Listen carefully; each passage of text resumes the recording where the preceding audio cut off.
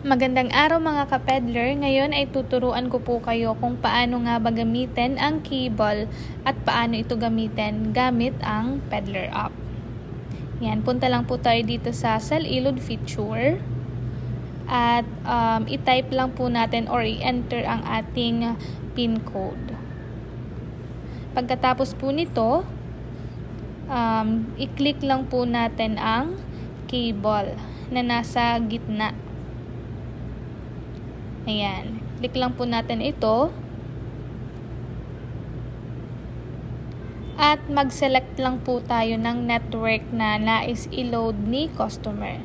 Meron po tayong GSAT, satellite signal.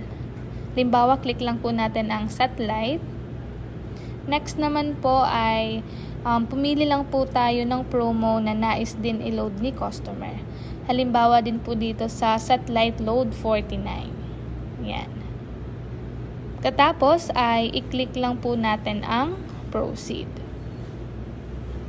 Pagkatapos i-click, i-enter lang po natin ang details ni customer. So, kailangan lang po natin lagyan ng number para doon po ma-send ang PIN na kailangan i-activate sa web loading tool ng GSAT. Next, pwede din po natin itong lagyan ng name ng customer natin. Halimbawa, Trisha. Next naman po ay kung gusto nyo naman din pong ma-save ang customer sa next na magpa-load siya, hindi nyo na po kailangang i-enter ulit ang kanyang details. Check lang po natin ang Save Customer Template. Okay. Sunod ay pindutin ang Next.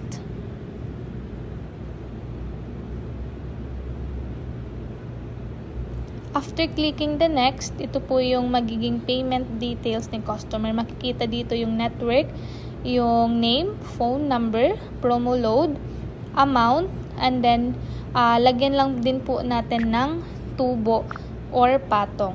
Ayan, makikita din po dito yung total amount na kailangang bayaran ni customer. Next naman po ay i-click lang natin ang proceed. Yan. After clicking the proceed, pumili lang din po tayo ng amount or payment source or option na ginamit ni customer. At i-click lang po natin ang exact amount. Next, i-click lang po natin ang proceed. Yan. At ayun, hintayin lang din po natin na mag-load ito.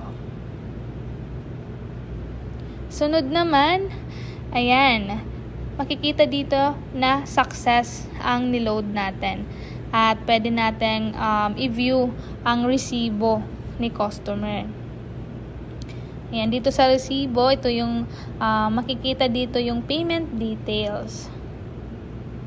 Okay. Ayan, meron din po tayo ditong option para i-share ang resibo or i-save ito sa ating gallery. Yan. Pag i-click natin ang share receipt, ito po ang lalabas after i-click natin ito. Next naman, ayan, pwede natin siyang i-share sa kanyang social media account. Dito naman sa save to gallery, once i-click natin ito, pwede siyang ma-save sa ating gallery or sa ating photo. Yan. Image saved sa gallery natin. Yun lamang po. Maraming salamat.